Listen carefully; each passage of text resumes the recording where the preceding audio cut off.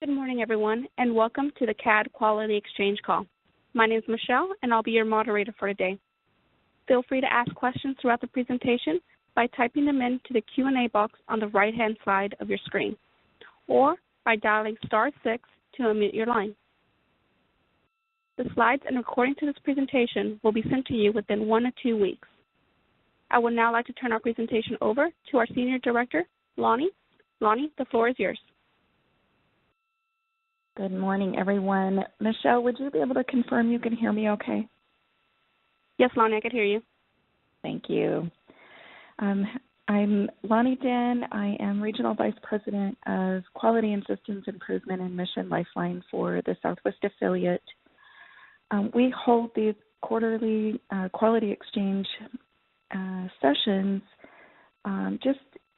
They're informal, and it's a way for you to be able to just chat about anything that you have on your mind, share best practices, and to listen in on announcements. So I would like to start with just a short slide set. I think I have 20 slides, and then just open it up to any conversations that anyone wants to have about CAD.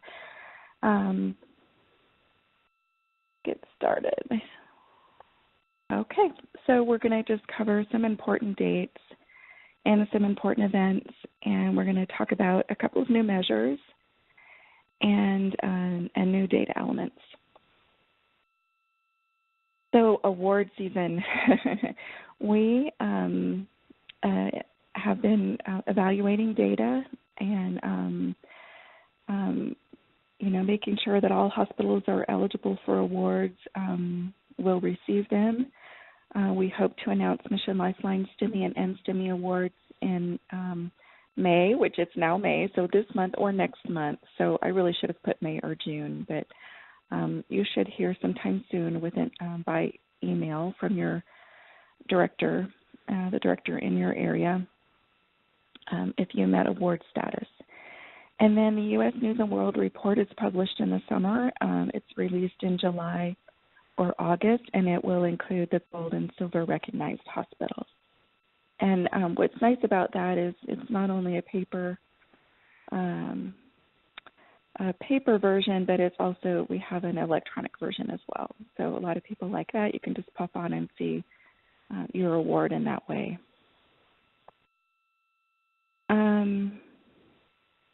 Okay, let's talk about data entry deadlines, and I want to just preface this a little bit. So hospitals are able to sign up or enroll in Get With the Guidelines coronary artery disease as an option 1, 2, or 3 facility. Option 1 or 2 facilities really have the freedom to go in and edit patients at any time and add patients, run reports, real-time reports. And so Mission Lifeline reports are created for facilities once a quarter. And facilities with option 1 or 2 are able to rerun those reports, and their fresh data is added to the reports. Option 3 facilities participate at a level that enables them to be included in the Mission Lifeline reports, but it is a static report. So it's a report that's created one time per quarter. And the deadlines really very much apply to option 3 facilities so that their data is ensured to be in that report. We would ask that the data be entered into CAD by the data inclusion deadline that you see here. So as many of you know, you can go in and edit patients. Option 1 and 2 sites can go in and edit patients all the way up until, next year, end of February, to be able to make edits. But to be included in that static Mission Lifeline report, we ask that option 3 hospitals meet that deadline. Okay, so we just want to remind everyone who doesn't know that we have a cardiac boot camp going on right now. These have been incredibly valuable sessions. They've been hosted by volunteers for the most part who are providing best practices about things that they're doing at their facilities. And I've really enjoyed these. We have 3 remaining. There's one today at noon. And then the one today at noon is on collaborating with EMS. And then we have one next week on STEMI Referral hospital best practices. And then our last one is on cardiac A&P and heart attack treatments and procedures. And that one's going to be given by Dr. Segal. So these sessions are recorded. If there's any on this list that you see that you would like to attend and you weren't able to make it, you can just go on to heart.org/SWA quality and be able to listen to that recording. You get CEUs for attending these, and if you miss one, you just watch it whenever you have time. Most of them are just under an hour. And hands-on workshop. So we have with the Joint Commission a new collaboration on cardiac certifications. We have 3 new cardiac certifications with the Joint Commission. We have a comprehensive cardiac center certification, and that's been available for about a year. But we have 2 that are becoming available as of July 1st. We have a primary heart attack center certification and acute heart attack ready certification. And if you're interested in learning more about those certifications, we are hosting a hands-on workshop with the Joint Commission on May 15th. You can come in the afternoon and have a one-on-one session with the Joint Commission and American Heart Association staff. Those are 20-minute sessions if you want to just speak specifically to someone about what you have going on with your hospital and if you might meet the eligibility requirements. That would be a good time to do that. It's a complimentary workshop. There's a cocktail reception the evening of the 15th, and then on the 16th we have like a conference format throughout the day where you can learn more, and then in the afternoon we'll have breakout sessions so that you can really dive into these certifications and your eligibility. And the nice thing is that for those of you on the line, most if not all of you are already doing Get With The Guidelines coronary artery disease, and it is the data platform for these new hospital certifications. So you'll be set, you'll be ready to go in that way in terms of the measures. This is just a reminder that EMS Week is coming up. It is just a couple of weeks away. It's May 19th through the 25th. I know many of you recognize your partners in EMS during the month of May. This year the theme is Beyond the Call, which I love. And we will be announcing our Mission Lifeline EMS agencies that received recognition the week of May 15th. So we'll know just ahead of EMS Week which of our agencies have been awarded. We encourage you to take a look and see. They'll be listed on our website, and just see if there's any in your region that are recognized and make sure to reach out to them and congratulate them on their award. Something exciting, I'm really excited about it. It's something that I wish that I would have had when I was STEMI coordinator years ago, and that is an automated feedback form. So this will arrive in the summer or the fall this year, and it will be an auto-populated EMS feedback form. So you enter your information into Get With The Guidelines CAD, and then all of the key data elements will populate with the date and time, things that sometimes you're pulling manually already. This will be done for you. You can attach your ECG if you want to do that. You can attach your CAD films if you want to do that and just send it off. And we're hoping that this will help our abstractors and STEMI coordinators with something that we know takes much of your time. So we're really excited to be able to offer this. So look for that to arrive. And then I'm going to dig into the recognition criteria a little bit. So this is recognition criteria for 2020, which means it applies to the data that you're entering into Get With the Guidelines CAD this year. We have this nice, handy criteria sheet. It's everything that you need is on one page, whether you're a STEMI referring hospital or a STEMI receiving hospital. And this we'll send out to all of you after the session, as well as the invitation to the hands-on workshop in Dallas and the cardiac bootcamp flyer. And the slides, we'll send everything to you after the webinar. Okay, so a couple changes. We have no changes to STEMI recognition, but we do have a couple changes to the STEMI recognition. We have cardiac rehab referral is a new one, and door to ECG within 10 minutes is a new one for STEMI. Aspirin on arrival is going away as a recognition measure. It's moving to a reporting measure, so we still want everyone to track it, but it's not required for recognition, and we find that most of our hospitals are at 100% or in the 90% range on that measure. And then smoking cessation as well, same thing. Most of our hospitals have been at 100%, and we're moving that to a reporting measure. In the reporting measure category, so these are things that we're not using for recognition purposes, but we do want you to be reporting on, and we find that these measures often become recognition measures. So just an alert to all of you that high-intensity statin discharge has risen in importance. It's always been on the STEMI guidelines, but it was also addressed in the most recently released set of cholesterol guidelines.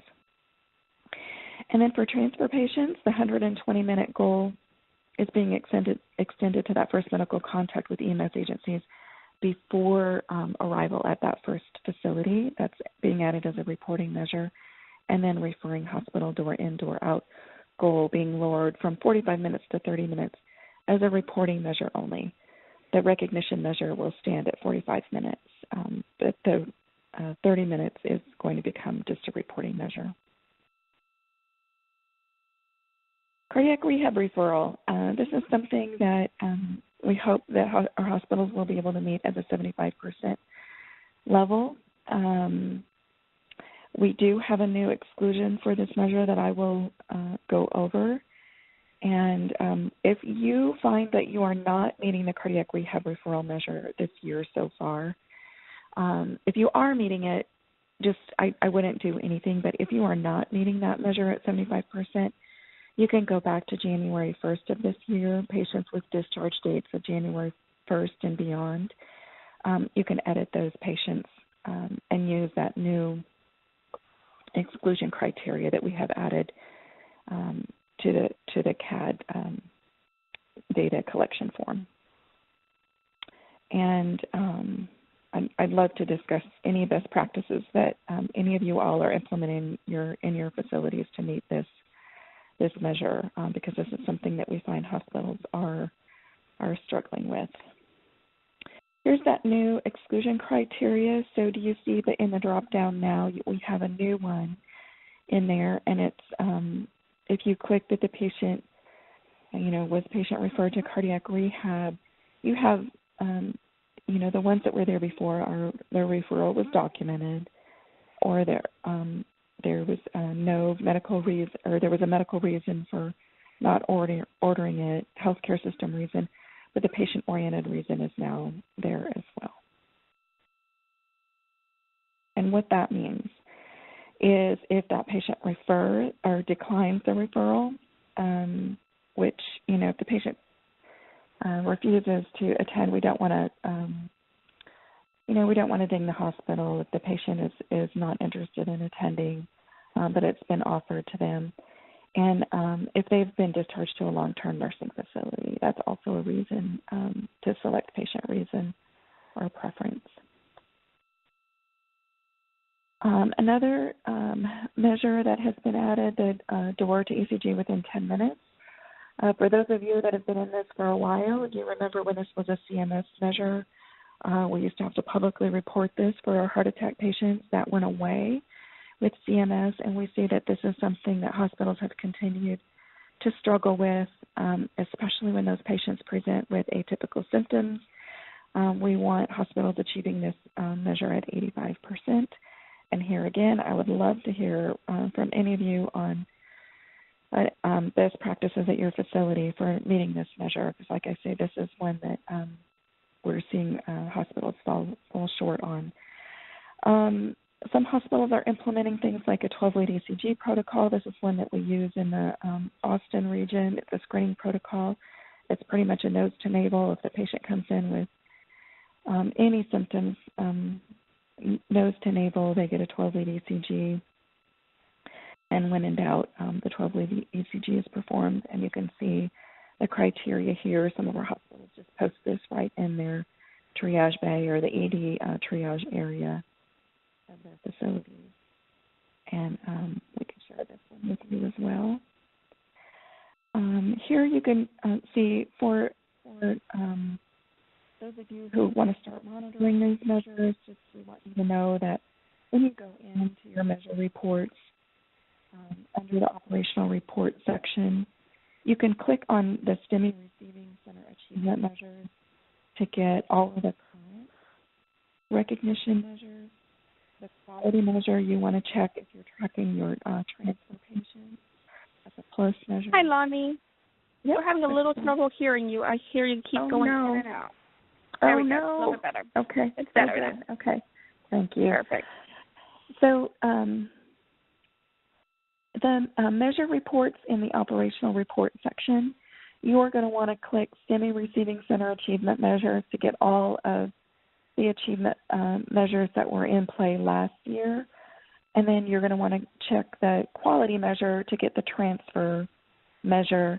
And then check the receiving center reporting measures right now to get your cardiac rehab information and your door to ECG information within 10-minute information. That's going to give you everything that you need.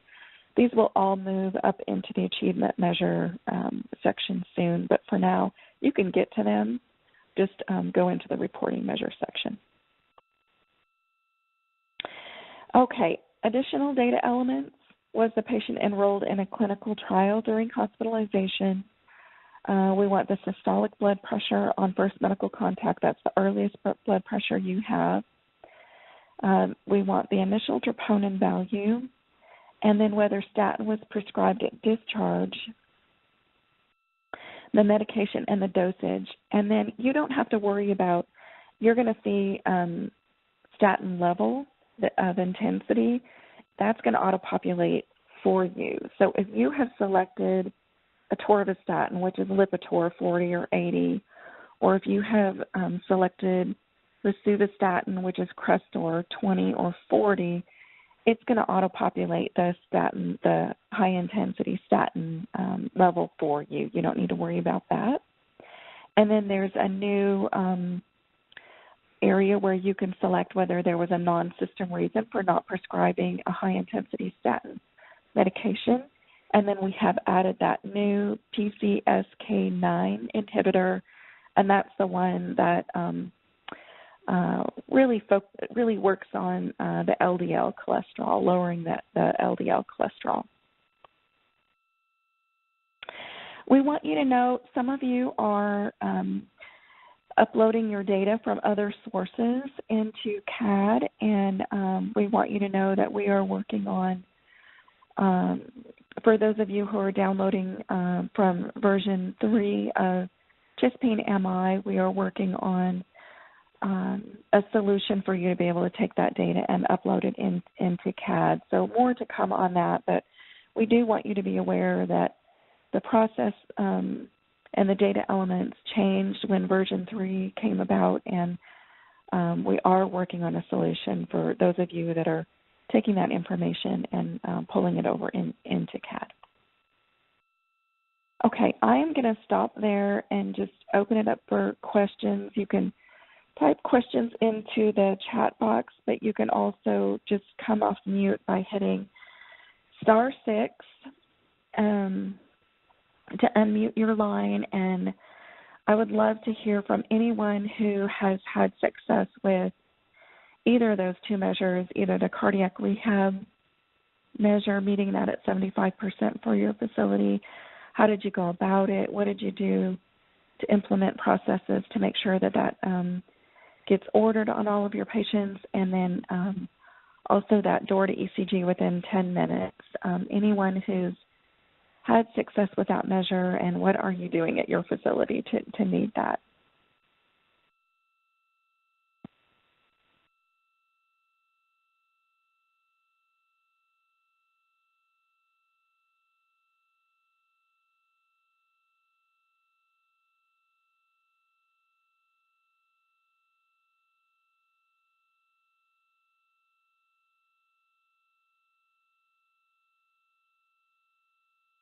Has anyone implemented placed cardiac rehab in your order set, your discharge order set? So it's an automatic when the physician goes to discharge the patient with a heart attack.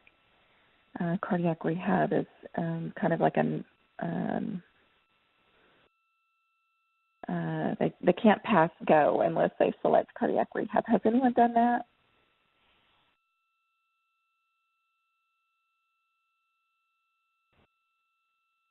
Hello, this is Tiffany at St. David's North Austin here in Austin. So one of the things we did with cardiac rehab, morning, is it is in the admission order set. So every patient who undergoes a cath PCI, there's a post-PCI order set that we use, and it is pre-selected for the physicians. And the cardiologists have bought into using the order set since they're the ones making that decision. So that's really helped. And we're looking at how we can include it and encourage the doctors to use an MI order set. So that way patients who come in with an STEMI also are referred to cardiac rehab, even if they never get a cath PCI. So. Thank you, Tiffany. That's amazing. That's fantastic. That's the first I've heard of that being included on the cath order set. Mm-hmm.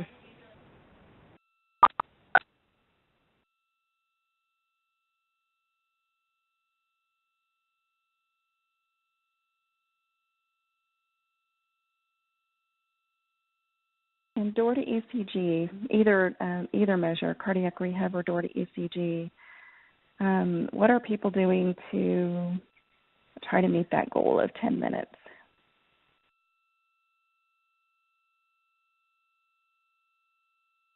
Or what are you struggling with for those of you that are having difficulty?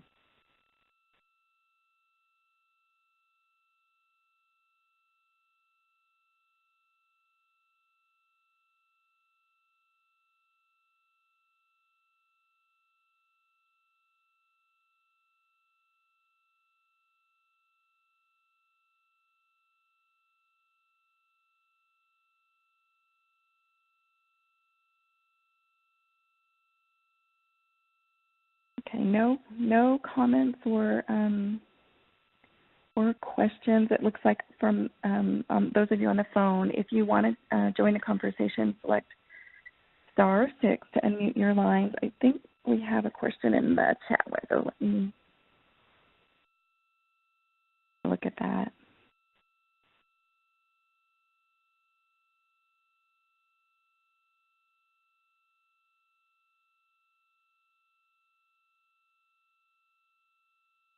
Okay, will the new Joint Commission American Heart Association certifications have the same qualifying criteria as they get with the guidelines awards? That's a great question.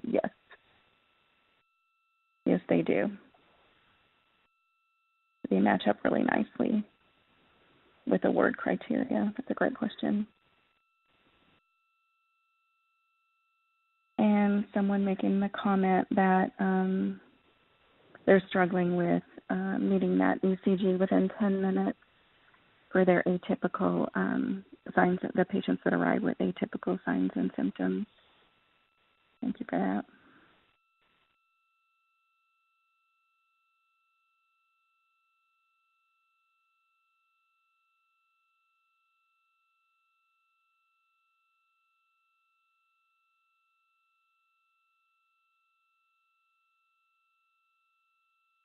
Okay, so someone is asking the question,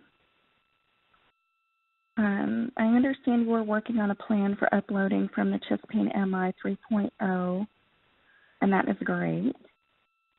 Trying to read the rest of the question.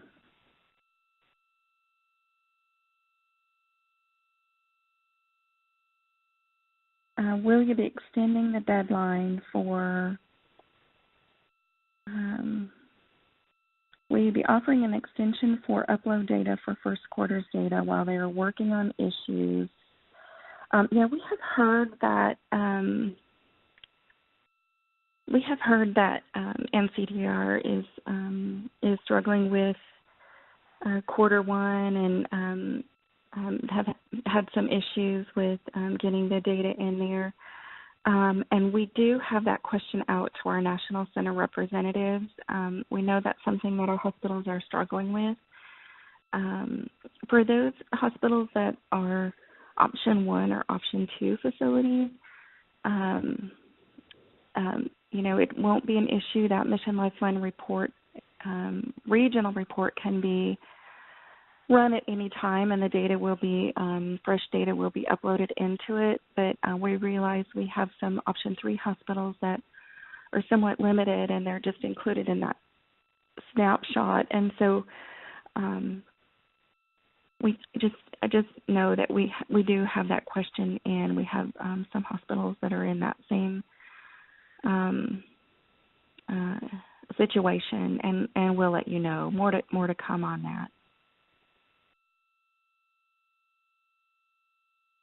We've asked the question for you.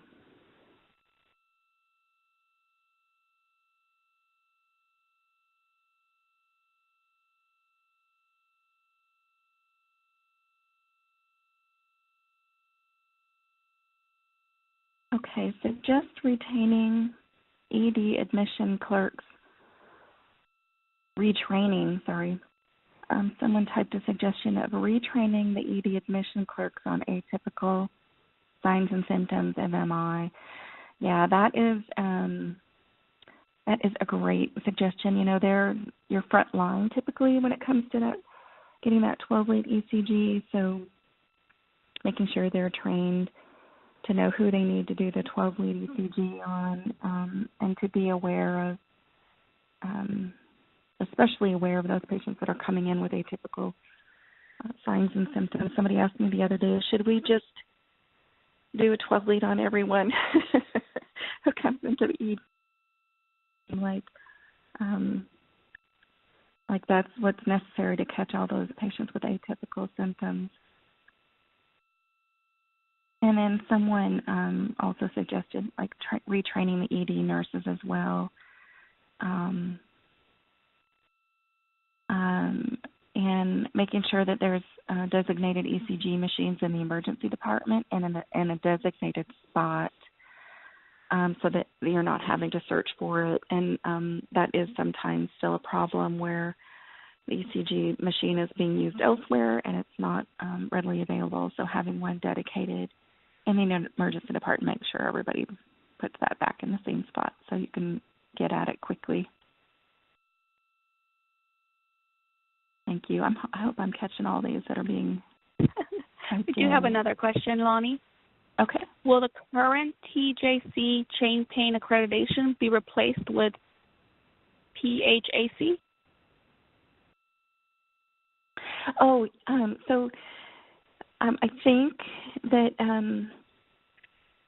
I think that the question is about the Joint Commission has a basic chest pain certification, and that was in place prior to our partnership with the Joint Commission on the Primary Heart Attack Center certification. And to be honest, we don't really know what's going to happen with that certification. It may stand, it may sunset.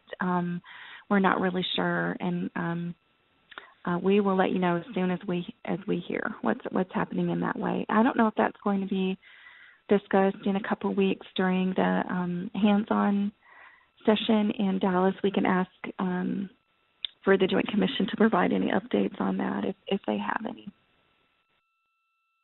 Along that same vein, Mission Lifeline accreditation.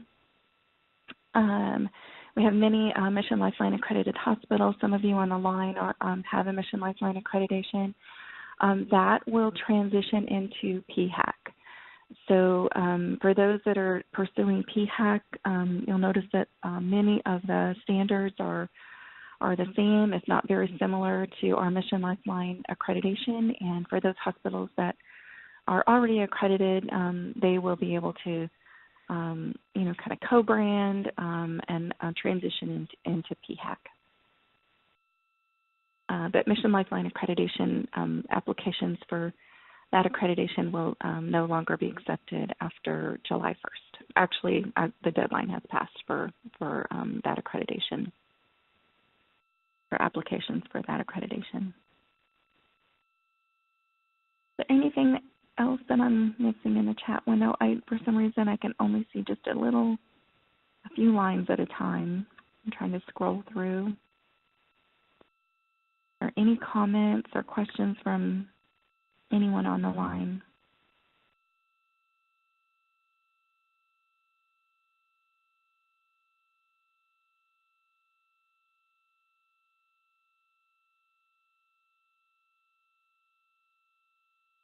Okay.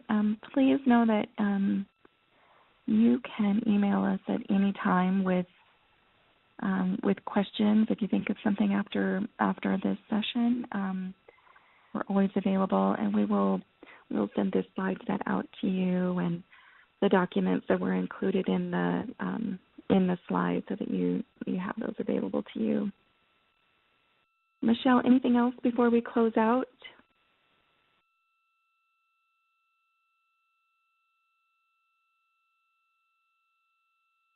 I just want to remind everyone that you'll get the slides and the recording to this presentation within 1 or 2 weeks. Okay, thank you so much, everyone, for joining us early this morning. We appreciate all of you. Take care and have a good rest of the week.